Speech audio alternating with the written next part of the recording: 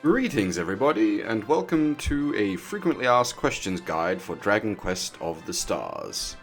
Now, I'm going to start this out by saying I am by no means an expert in this game. I've only been playing for a few days as well, but over the course of these few days I have seen a number of questions crop up, and I'm going to try to answer the most frequently asked ones, hence an FAQ. To get us started, the most frequently asked question: what items do I aim for when I'm re-rolling or just starting the game? Very simply put, on the start gasha, where you get 5 items, 1 guaranteed 5-star, the big target to look out for there is the Falcon Blade.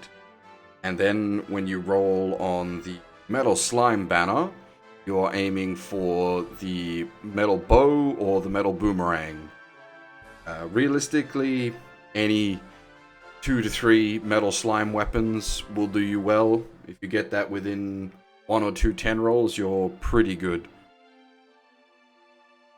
The metal bow and boomerang, however, specifically make farming the metal slime maps, which we will cover later, much easier. The metal slime bow has 2 fantastic AoE attacks on it, and the metal boomerang is just straight up an AoE weapon, as is usually in Dragon Quest games.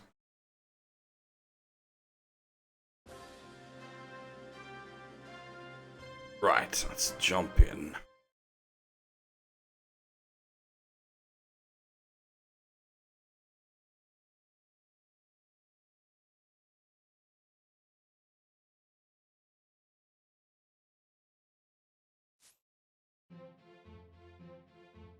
As this is the first thing that greets you as you log in, another frequently asked question is, are these packs worth the money, as they are quite expensive? And honestly, not really. The amount of money they're asking is absolutely ridiculous.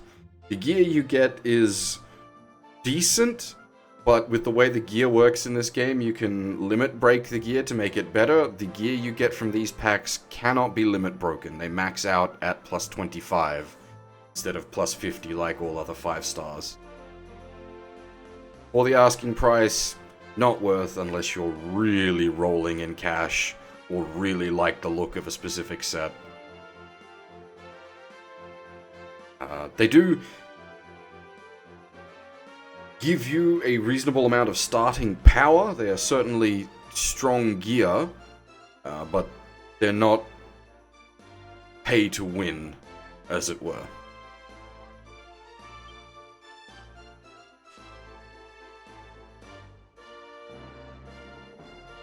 Now, another question that crops up very frequently is, how are your characters so high level? How did you get so much XP so quickly? This is pretty simple. Got your adventure log down here. Go to the keys and other dungeons to access the key dungeons. And in the key dungeons, you will find the metal doors and the liquid metal doors. These each pay out a huge amount of XP. Again, much like the Dragon Quest franchise as a whole, the metal slimes and other related metal enemies pay out a large amount of XP. Do be aware, while running these, obviously they require the keys to even be able to access them, and while running them, again, like Dragon Quest Standard, the metal enemies do have a chance to run away. So if you're not prepared and going in with metal weapons, there's a good chance the enemies will just run away on you. One way to get around that is to bring a friend with a plus 25 liquid metal bow or plus 25 metal boomerang.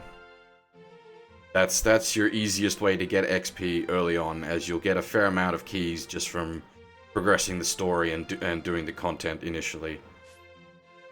Do be aware that the higher level ones do a decent bit of damage to your characters, so don't be going in to the level 30 with like 3 level 1s. You will actually possibly die.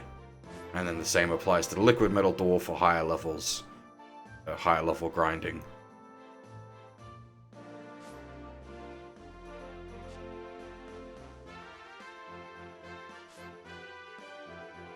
Additionally, with the things like the before mentioned liquid metal bow and metal bow, not liquid metal bow. And the boomerang, that's where they really come in, farming those metal dungeons. AoE hit on the bow specifically allows for very rapid clear of each of the stages of the fights there, reducing the chance that one of the metal enemies will run away. A further question that I see pop up very frequently is how to get the daily tickets. Literally just under the daily tag, again in the adventure log, just click on the daily quest, daily dungeon, and it will be a very easy one and done fight that as soon as you have access to this, you'll be able to clear it. By clearing it, it gives you a daily ticket which can be spent in the shop over here at the buyback merchant. Has a tab purely for the daily tickets, and there's some really good gear available here for getting you started out. In particular, the Battle God Crown and the Battle God Top are fantastic as they have really good passives. The Crown in particular has a cooldown reduction at the start of every fight, which is just great for everybody. And the Battle God Top has a strength buff at the start of every fight, which is, like, honestly really good for everybody, but specifically really good for any direct damage-based class. There's also the Battle God Pants, which I'd say are lower priority, but still really good as they have the skillful finish. At the end of every fight that you finish with a skillful finish, it gets an additional 10% cooldown reduction. It's also very good. And the Battle God Sword is also quite strong thanks to its skill. A 3-hit, once maxed out 130 potency attack is just very nice. There's also this one, the Mottled King Whistle, is an accessory that gives you the Mottled Impact ability, which can be used once per quest, which is really quite good. It's quite strong, and again, maxed out a 50% chance to topple the target is very good. But that does cost 3 tickets to get. You're probably better off focusing on the rest of the Battle God gear initially, and then getting the Mottled King Whistle once you're in a better place. Otherwise, the buyback merchant also covers your points exchange, which is quite important. Gear of level 3 and up can be sold to the buyback merchant for points. I wouldn't recommend selling any of your 5 stars, but 4 and definitely 3-star gears you can trade in for points, no worries. And occasionally you'll see these P shields drop from quests, which are just good for trading in for points. They're not a strong item, they're basically just free points. Away you go. Now the points are important, because you can then exchange the points for things like liquid metal keys and metal keys. And very useful for getting more XP, as well as a whole host of other items that are actually quite useful. And you also have the limited time items. You've got the cosplay gear to cosplay as the big muscly boys. Again, frequent across the Dragon Quest franchise, often running a weapons store.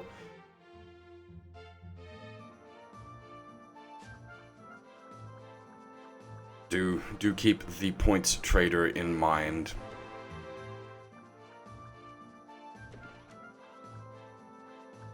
Now, another question that crops up frequently is how to acquire more metal or liquid metal keys. And one of the best ways to go about that is the maps you can acquire from the Wandering Adventurers. Every day you can shake your device and receive maps from nearby Wandering Adventurers. I will just jump into my own map collection here and show you what to keep an eye out for. Once you click on your maps and you can go to your treasure map album. You want to be keeping an eye out for any maps that have, once again, liquid metal keys or the metal slime keys that have a very easy clear condition. So this particular map is pretty good. Eat 1 food, easy. Clear 3 dungeons, easy. Locate 7 sparkles, fairly easy but mildly time gated. I have seen other people post maps that are like 1 objective and get a liquid metal key, and it's like a simple objective. Those are the ones to really keep an eye out for, because that's an easy way to acquire more metal or liquid metal keys.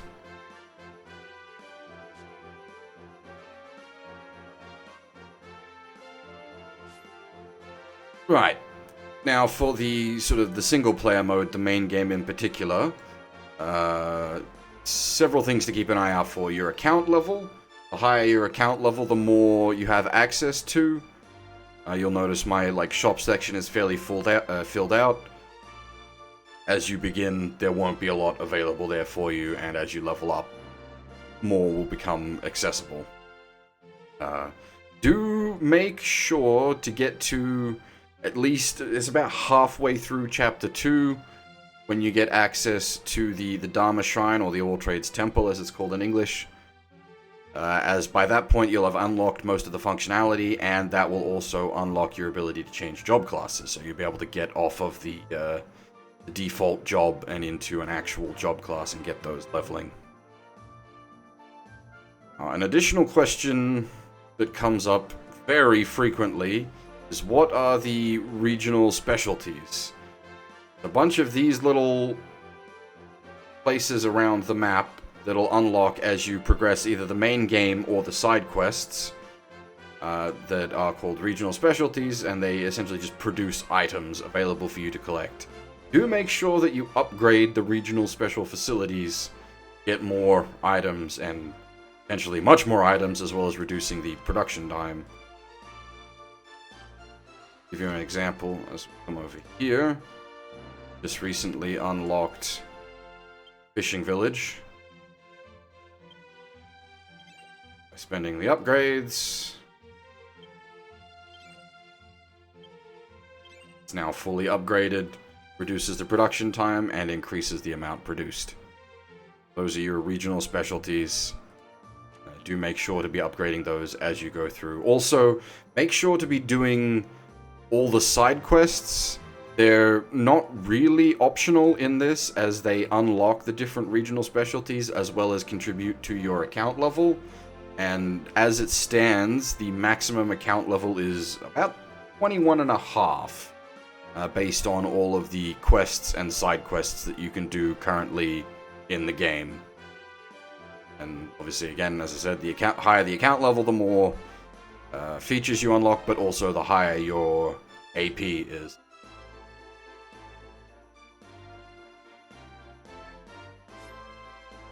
So I'll just quickly cover the currently active event, which is the Dragon Lord event. A few different questions about this. This is the current active, essentially, raid event. You can do it both single player and multiplayer.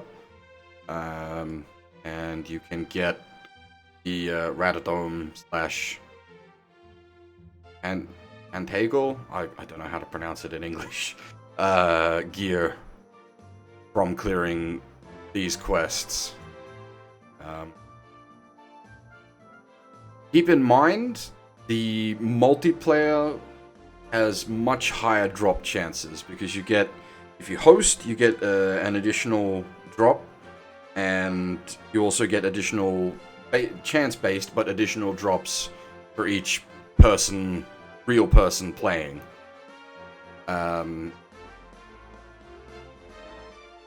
As everyone at the moment has the luck boost as well from being fresh accounts, you'll get even further additional drop chests, which make farming this quite practical.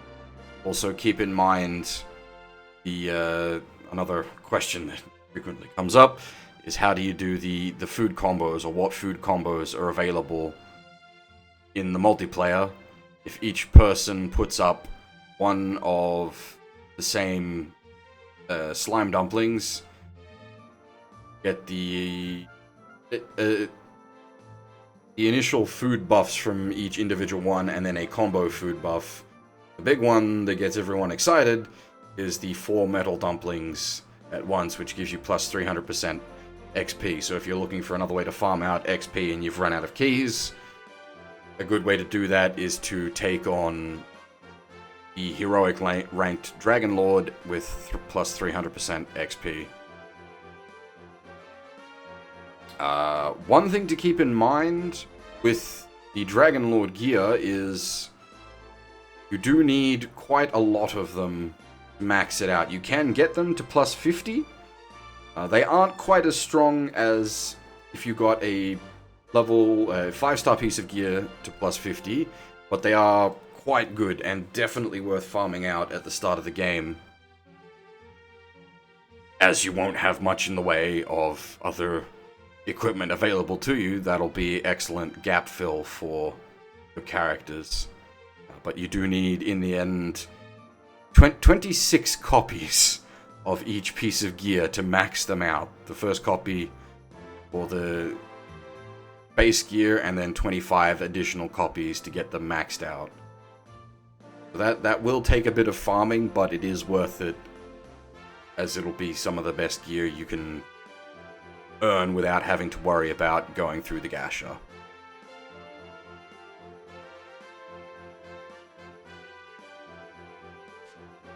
One last thing I want to cover is the Star Pass. This is less of a frequently asked question and more of a warning. Everyone gets a free month of Star Pass when they start, but just be aware it will automatically renew at the end of the month, charging you if you do not cancel the subscription. And there is no way in the game itself cancel that subscription.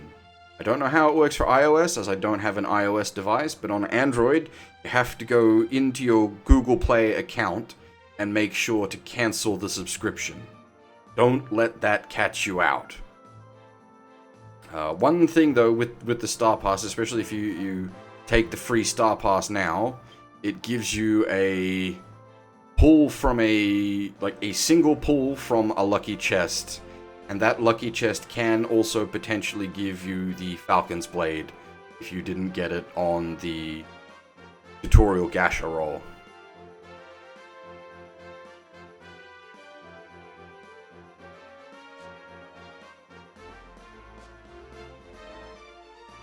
And for now, that is all for the frequently asked questions. That's most of the questions I've seen come up over the last couple of days. Hopefully that clears up for some people.